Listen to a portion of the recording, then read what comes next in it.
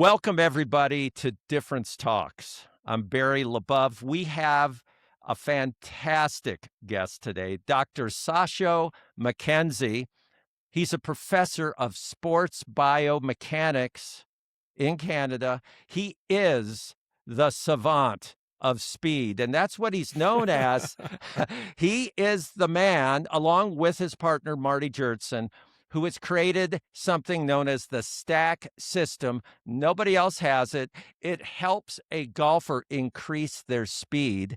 Now, Sasha will go into more brilliant depth than I will on this, but the bottom line is we as golfers want to increase our speed because it's very integral to performance, and he'll go into that.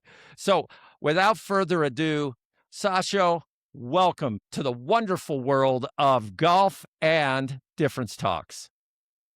I'm hopeful I can share some interesting information to your listeners. Well, our podcast is all about people who are doing things that make a difference or have a product or technology that is differentiated in the marketplace. And that's why you're on, because there's nothing quite like Stack. So if you don't mind, I'm going to throw a differentiation question at you, and that is this. In this world of golf accessories, training aids, etc., what separates Stack, the Stack system, from the rest? It would be the fact that we put your improvement right out in front of you. You know, a lot of training aids that you use, you can use them, but it's tough to measure if you've gotten better because of the training aid. We're in your face. We track every swing. We do a baseline session, a progress check. It's very scientific. So, you take 10 swings with your driver on January 1st. You go through the program. We track all your speeds. They're right in front of you. You can see if you're getting faster. And then, on March 15th, we do a progress check and you take 10 more swings with your driver and there you go. Did you get faster or not? So that's, I think, a differentiator. Well, and one thing I'll share as a layman, I'm a golfer. I'm not a great one, but I love golf. And I've utilized Stack for, 3 years or so. And I'll explain to the audience, and then Sasha, get deeper, will you, and make it more intelligent and in depth. But Stack to me it's an app, which I subscribe to. I then have this interesting device that I hold. It looks kind of like a golf club, only it has weights, a number of different weights that can be added or subtracted. And Sasho's program will guide me and tell me to swing this one particular weight as fast as I can for so many repetitions, et cetera, et cetera. And it'll work me through a program, and it might take anywhere from 8 minutes to 10 minutes, 12 minutes, and I'm done. So, basically we're trying to have people spend as little time as possible while maximizing their increases in club head speeds. We want to do this very efficiently. Everybody's busy.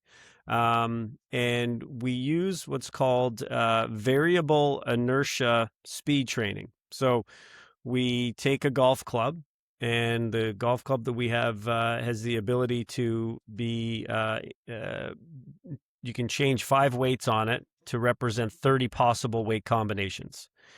And that allows us to get very specific stimulus for individual golfers. And we want people to perform what we call both overload, swinging things that are a little bit heavier than their driver, and overspeed, swinging things that are a little bit lighter than your driver. And everybody's program is customized to them. We have different proportions of overload and overspeed depending on your needs. Every session you do is completely guided. So, we guide you through a warm-up, which is critical. Hopefully you do the warm-up, Barry. Then you run through a warm-up certification. So we know from previous sessions, we know how fast you're swinging the stack, and we want to make sure you're within a couple of miles per hour of what you've been swinging at to make sure you're ready to train. Every rep matters. There's no wasted reps in any stack session. And then we show an image. Hey, load on 255 grams. There's a very clear image that pops up, tells you exactly how much weight to load on. And we show you, if you're in the middle of a program, we will tell you, hey, Barry, with the 255 gram, this is the fastest you've swung it, 95 miles per hour for a single swing, and your set speed was 93 miles per hour. And so right away, we're trying to gamify, motivate you, and we'll tell you, you did that on February 13th. Okay, so it's February 26th now. Let's see if you can beat those records today. The set starts. We've got the app pairs with a radar. This very easy to set up. Turn it on, set it behind where you're going to swing, and the speeds get Bluetooth directly and instantaneously into the app. So all you have to do is swing. Speed goes in. We'll tell you whether you set a new record. If you have, we'll cheer for you. Countdown timer automatically starts. After 15 seconds, you'll hear a beep, beep, beep. You make another swing.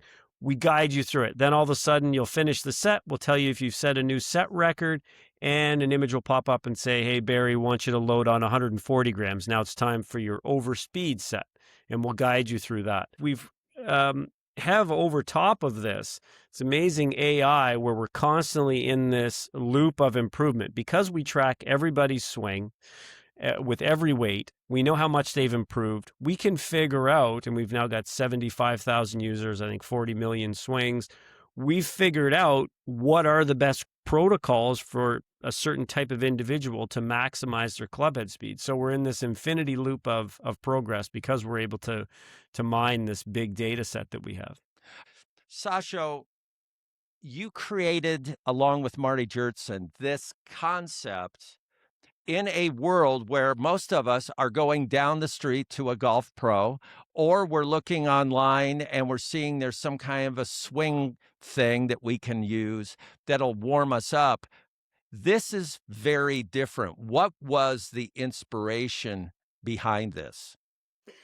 Well, we took what was reserved only for tour players. If you have, when I work with someone like Matt Fitzpatrick, we're in constant contact. I would design a program specifically for him, and he was one of the first people to use the stack, right? And initially, the product I gave him was like a Home Depot scrap together thing with washers, and we were using Google spreadsheets. So he would do the workout, upload his data to a Google spreadsheet. I would see it. I would then plan out his next workout. He would then go do the workout that I prescribed.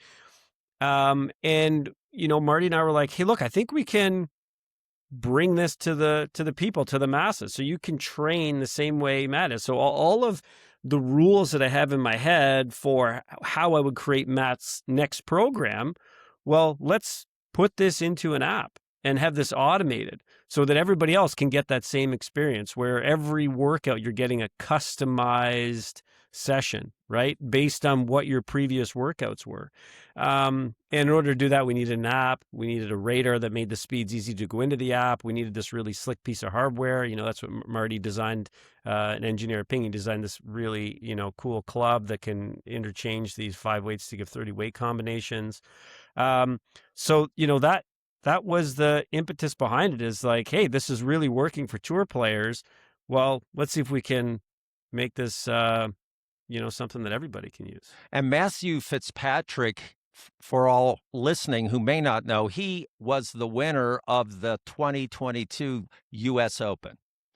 Yeah. So he won a major, ladies and gentlemen. And he, I think, Sasho, you can share a little bit of this. He saw a pretty impressive increase in his distance, right, prior to the 2022 U.S. Open. Yeah, well, and that's the great thing. We can track it and compare it to his in-tournament driver speeds.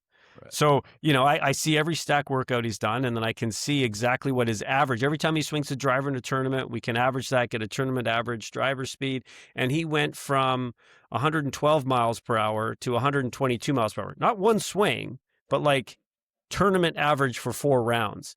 And by the time he got to the U.S. Open, he was swinging, his average driver speed was about 118, and it continued to increase throughout the season. But that was a massive game changer for him. That when he reached out to me, him and his coach at the time, Mike Walker, that's what they needed, more speed to win a major. And swinging the driver at 112 wasn't going to cut it. And he put in the work. And I think a very poignant example, if there was one thing we could point to, was on Sunday of the U.S. Open when he was in a battle, um, you know, coming down those some of the toughest holes in golf at the U.S. Open. He was the only person to drive the par four and the drivable par four in the front nine. So he had 181 ball speed. Rory played the hole. Scheffler played the hole. Everybody played the hole. He was the only person to drive the green. And all week he was out driving all of his playing competitors. So yeah, I mean, if it can work for a tour player who'd already had 4 or 5 years as a PGA Tour pro, his club head speed really didn't change. It can work for anybody. When we talk about increasing speed, that's distance. And I'll throw it back to you, but I'll talk in layman's terms. If I can hit it, let's say Matt Fitzpatrick can hit it 20 miles an hour, increase it 20 miles an hour, that could be how many more yards? 40 more? 50? Yeah, 40, 50 more yards. Okay, now what that means to everybody is it's not just that drive. It means his next shot is much shorter as well, which makes it an easier shot to hit. So it compounds. Would that be a Yes. fair way to put that, Sasho? Yes, it definitely that's a clear way to put it. Yes, 100%. And also, if you look at the average golfer out there who's say 65, 70, holding a green becomes an issue. So even if you can get your 5-iron to the green, or maybe your hybrid to the green, middle of the summer, greens are a little drier, you're going to have trouble holding the green. But if you're now 30 yards further down the fairway and now you can hit a 7-iron into the green instead of your hybrid, it's going to be coming in from a higher trajectory with more spin. You're more likely to hold the green. So there's compounding factors in more than one way. So I'm going to pivot a little bit and talk business. As a long-term user of the stack, I've been able to have a customer experience where I've reached out. I actually was connecting with humans. I had questions. They helped me, things like that. How did you view that? Because here you are, you have a technology, but it's very, very possible you create this genius technology, but number one, it's difficult to use, which yours is not. But let's say it's difficult to use, or at times some of us have difficulty, and that the customer experience could be less than, let's say, personable. How did you design or think about the customer experience for those that are now up to 75,000 and growing stack users? Yeah, that's been one of the most important things for us because, it's personal. When I go through my life, it's one of the things that I dread. I buy something, it doesn't work. Maybe it's no fault of the manufacturer, but it got damaged in shipping. It just irritates me to no end if I can't talk to somebody, if I can't resolve my problem. I've taken, a bit of a risk. I've spent some money. I got this thing. I want it to work. So I feel like we try to go out of our way to solve problems for people, to make it like, look, you trusted us to purchase a product to get faster. Well, we're in with you. Let's make sure that we can get back to you right away. We try to get back to everybody within 24 hours, and we try to solve the problems. And if something doesn't work out, if you get the radar from us and it doesn't work for your setup, whatever, look, hey, we'll make it right. We'll refund. We'll do something so that it's a net positive experience, or at least as much as it can be. Yeah. Your user, your customer is, like you said, they're taking a chance. They're going, I'm not sure if this is going to work. I don't know if it fits me. On top of all that, inevitably, there will be questions or issues, and sometimes it's the user who doesn't understand something. Sometimes it's the product. Sometimes it's, hey, move the device just a little bit so it's at this angle. Little things. So a couple of compliments to what you did that I think are great learnings. Here you have this advanced technology that can be used all by yourself as a user. But when there have been questions or issues or favors I've asked of the team, I hear within, at worst, 24 hours. But on top of that, there's a human being who responds. The human being has a name. and gives me insight. And I don't know if you did training or maybe you had a small enough group that the few people that were answering these inquiries were very, very steeped in it, but I got knowledgeable answers. I didn't get the generic answer like, well, plug it in again or try it. How did you do that? Yeah, that was just always our one of the main things we focused on. You probably talked to Thomas. He's one of our Yep. people that do an amazing job with customer support. Right. He's a golfer. He uses the product. So he has an intimate knowledge of what can go wrong. Yeah, that is just a priority for us. I don't want to give too much props to Amazon if I don't have to, because but that one thing that Amazon has done, why they're so popular, is that there is no risk. They will help Right. you, right? Like Right. if you if you want to return something, like these headphones are a good example. Right. This is a perfect example. I bought a pair of headphones from Amazon through Sony. They were Sony headphones. The noise canceling did not work.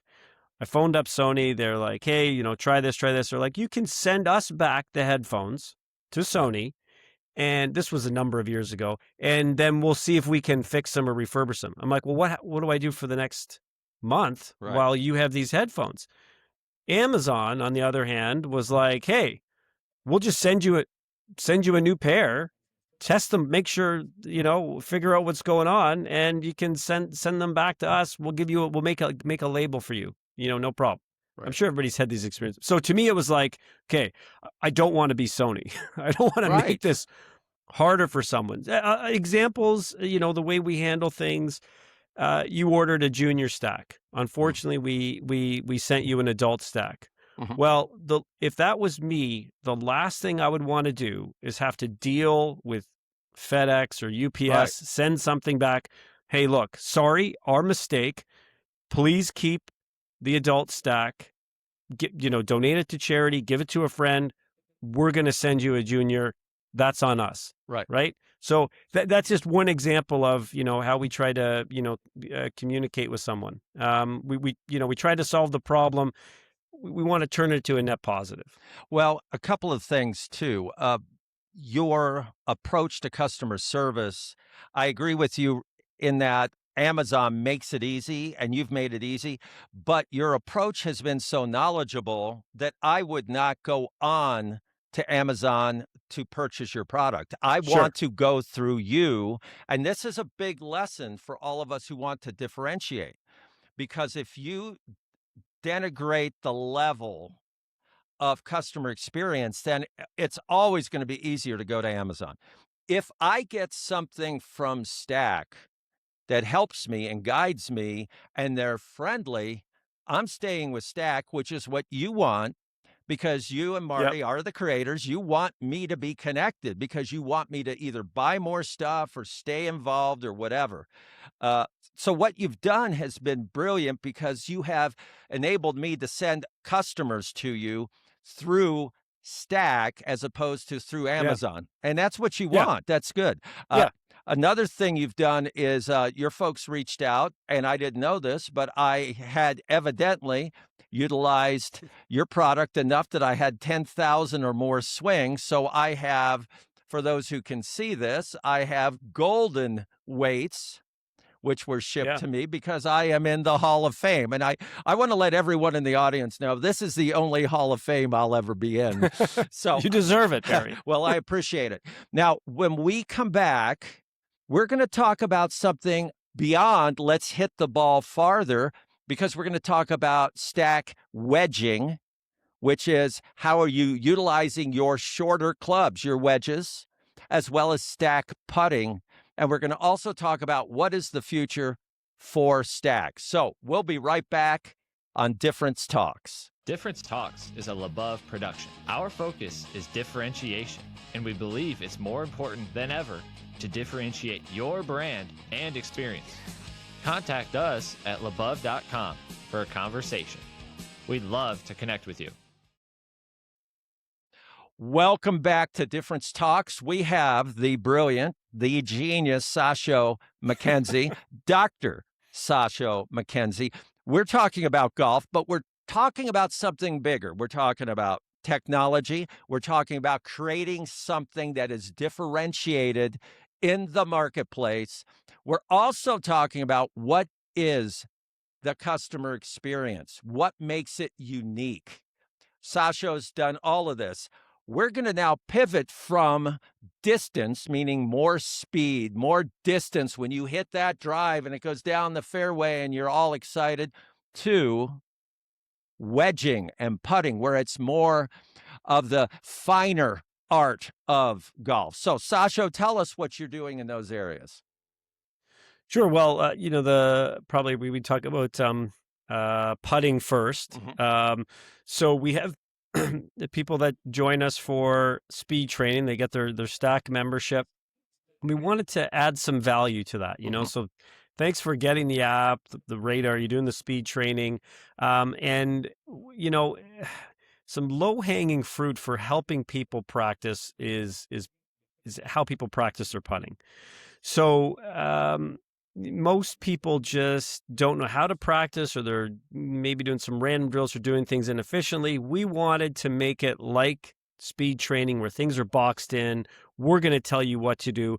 We're going to track your performance. We're going to make it easy and give you lots of insights. So with Stack Putting, there's a few different modes. There's on course, Premier, and Creative. Creative, you can create your own practice games and track your performance. Premier, though, is what 95% of our users go to. All you need is a practice green, any type of green, but practice green that allows you to hit putts of 30 feet in length and has some slope to it. Oh. And we present on the app 18 different holes, one at a time. So, and I like to do it with, I put my earbuds in, put my phone in my pocket, and the Siri will come on and say, hole 1, 10 feet downhill left to right. So we provide some guidance on how how do you step out 10 feet, but you find that putt on the green, hit your putt, and then the first thing we get you to do is to decide if you misread the putt. So I hit it the way I wanted it to. I think this is going to go in, but no, it ended up short. So that would have been a misread in speed. Or, all right, I think this putt's going to break 6 feet or 6 inches right to left. You hit the putt, but it stays straight. Oh, you misread the line. So that's the first thing we do is we have people thinking about whether they're misreading their putts or not. And then there's a little section in the app, really easy. You explain to us why it missed. So was it hit too fast? Was it launched too far left? Really mindless way you kind of think about it. Easy to enter the information in. We keep track of your strokes gained putting as you go. So if you sink a putt, we cheer for you. And then the Siri will come on and say, hole 2, 12 feet uphill left to right. And so we work you through these 18 holes. Sessions take between 12 and 15 minutes. And it's in my opinion, the best way to practice your putting is to hit all these different putts. Green reading is super important. It's probably, at least half of all the putts we miss are due to a misread. Right. So if in a large chunk of that is also speed control. That we look at why we miss putts. Green reading, speed control, face angle would be third. Our ability to control our face angle. So if you want to get better at green reading, want to get better at speed control, you need to hit more putts where you're practicing your green reading and you're practicing your speed control. And then, after you've done that practice session, it's, really tightly boxed in, tells you exactly what to do. It takes about 12 or 15 minutes. You can do multiple ones in a row if you want. Then we give you some amazing insights. As soon as the session's done, we tell you if you have a speed bias, you tend to hit putts too softly or too hard, or you tend to miss left or right. So we've got all these cool insights that pop up. So that's putting. I feel like it's the most effective way to practice your putting. And we've got dozens and dozens of tour players that have logged thousands and thousands of rounds. So it's definitely a go-to for the best golfers. Now, let's go and talk about wedging, because this is interesting, because now you're taking it from the two extremes of the game, the driving and the putting, and now we're talking about the irons. What have you done there? Yeah. What's the impetus behind that? Well, one of the main drivers was that you need a radar to do our speed training. So hey, we've gotten folks, they've got this radar. What other ways can we get them to use it? Can we maximize, their investment? So we added a feature in the app for our Stack membership folks, our Stack members, that allows them to practice their distance control between 30 and 140 yards.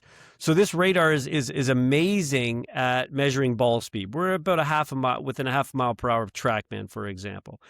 And if we know the club you're hitting, so we have it set up so it's like, hey, I'm going to hit my pitching wedge, then we have a pretty good idea what you're going to launch the ball at and with what spin.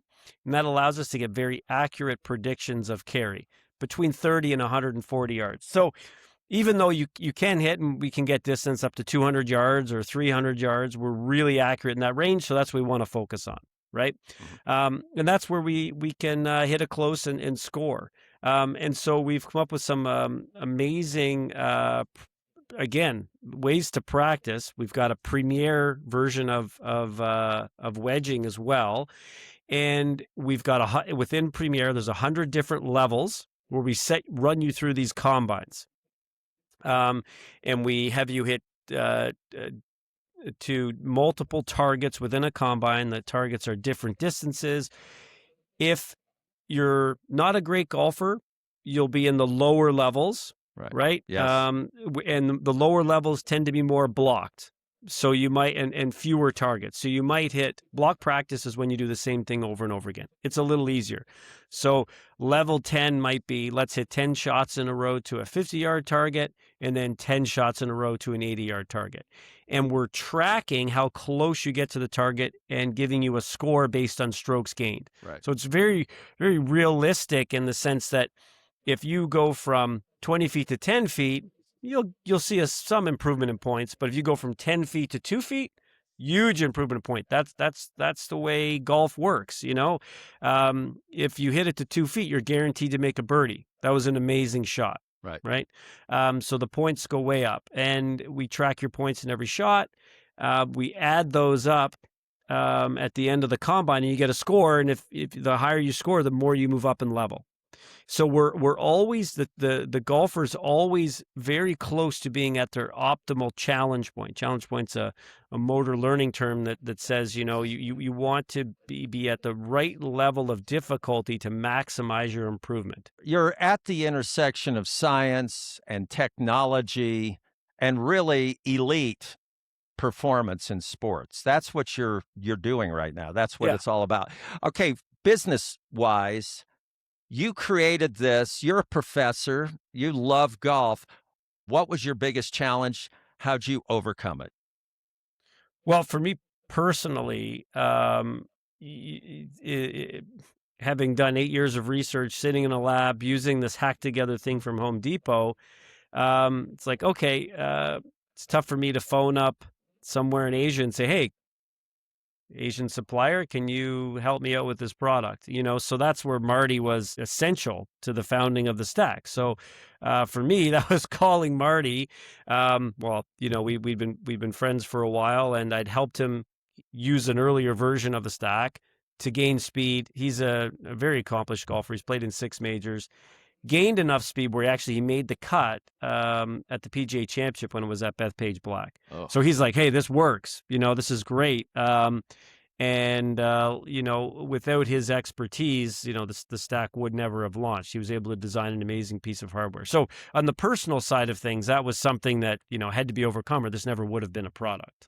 I think it's important, Sasho, to talk from that personal side because you're a scientist and you're going through all these numbers and it's all logic, but there's a human element to this where you just express something which I have not heard in your other interviews, which is 8 years of doing this. Yeah, sure. I mean, think about 8 years. I mean, I'm sure somebody's going, that's Sasho. He's a little bizarre. He's crazy. He's got that goofy thing from Home Depot, and he just keeps playing around in the garage with that thing. When's he going to give this thing up? Was there a turning point for you where you said, okay, I have put the blood, sweat, and tears into this. I really think this is going to happen. Both Marty and I have a reasonable amount of recognition in the industry, so we had some initial traction, which helped. And then, I mean, when Matt Fitzpatrick won the U.S. Open and everybody's asking him, hey, how did you get so fast? And he was very honest and forthright. He said, hey, I've been working with Sasho MacKenzie and using the stack system. That was that was certainly a change in the trajectory.